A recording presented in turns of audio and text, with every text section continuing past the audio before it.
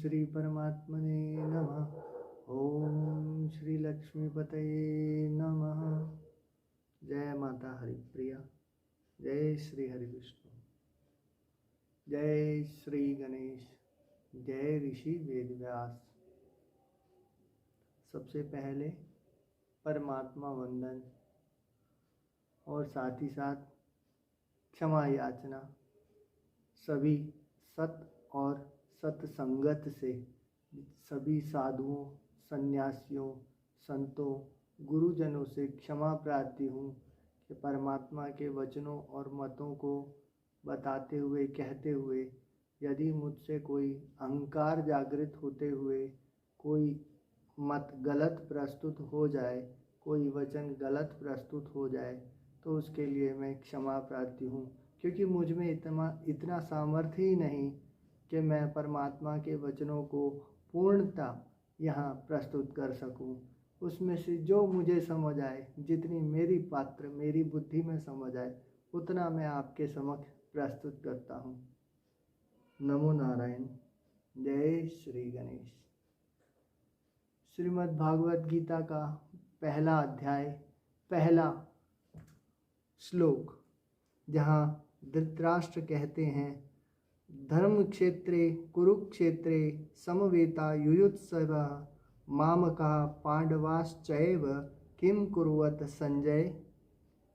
और 18वां अध्याय अंतिम 78वां श्लोक, जहाँ संजय कहते हैं, यत्र योगेश्वरः कृष्णो यत्र पार्थो धनुर्धरः तत्र श्रीविजयो भूतिर्ध्रुवा नीतिर्मतिर्मम।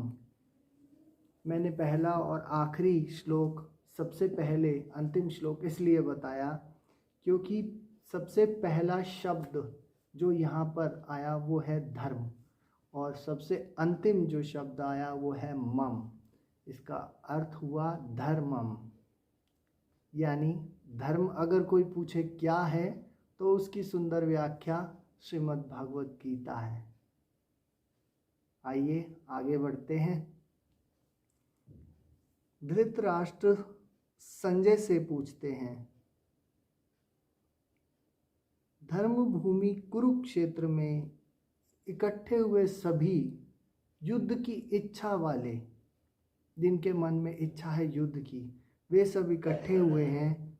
मेरे यानी कि कुरु पुत्र और पांडव के पुत्रों क्या कर रहे हैं, ऐसा उनका भाव, ऐसा उनका प्रश्न। यहाँ पर सबसे सुंदर बात, धर्म क्षेत्र कुरुक्षेत्र। कुरुक्षेत्र मतलब कुरुओं का क्षेत्र, कुरुओं का स्थान।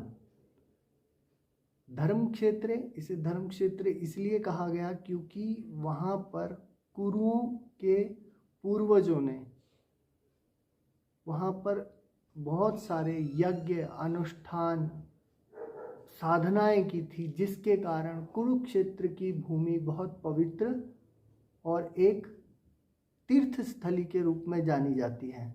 तब भी थी, अब भी है, और उससे पहले भी थी।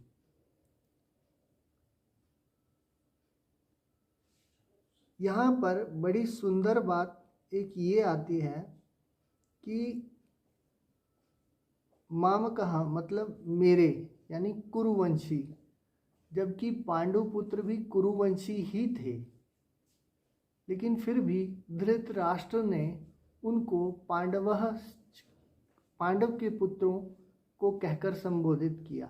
इसका मतलब वही आ जाता है जीव की यात्रा, यानी कि भाव की यात्रा। भाव क्या कह रहा है, उन्होंने अपने भाई के पुत्रों को अपने से पहले ही पृथक कर दिया, अलग कर दिया।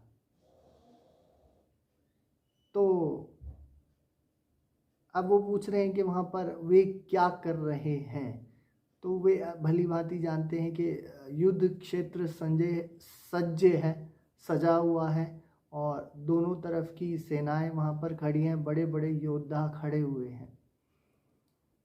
एक और बहुत सुंदर बात श्रीमद् भागवत गीता की, कि संजय धृतराष्ट्र के सहायक हैं, सचिव हैं, सारथी भी हैं और वे एक सूत पुत्र हैं। जी, वे एक सूत पुत्र हैं और भगवान श्री कृष्ण ने दो लोगों को अपने विराट रूप दिखाने के लिए चुना, जिसमें से एक संजय थे। घटना कुछ इस प्रकार है कि युद्ध से पहले ऋषि वेदव्यास, जिनका कि धृतराष्ट्र पर बहुत स्नेह था, बहुत प्यार था, उनके पास आए और उन्होंने धृतराष्ट्र से पूछा कि वत्स, क्या तुम चाहोगे इस युद्ध को देखना?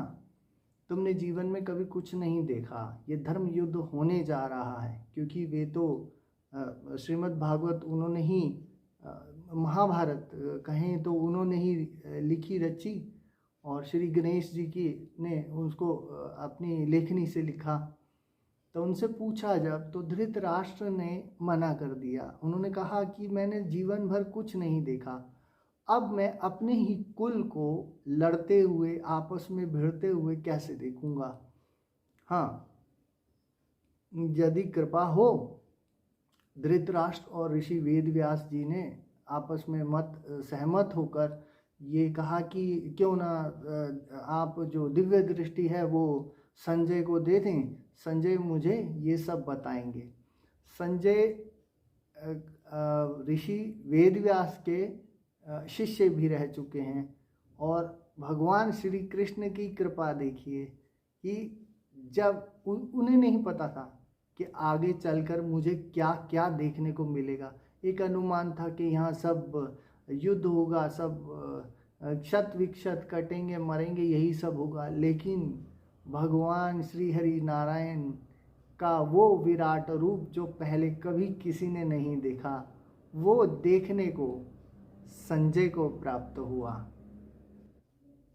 भक्त और भक्ति की सुंदरता देखिए, इसमें कोई सीमाएं नहीं होती। संजय को भक्ति, वो एक बहुत ही शांत, बहुत ही छुपे हुए भक्त कहे जा सकते हैं संसार में, जिन्होंने अर्जुन के साथ साथ भगवान श्री हरि नारायण का इतना सुंदर, इतना विशाल, अनंत विराट रूप देखा। हरि अनंत, हरि कथा अनंता।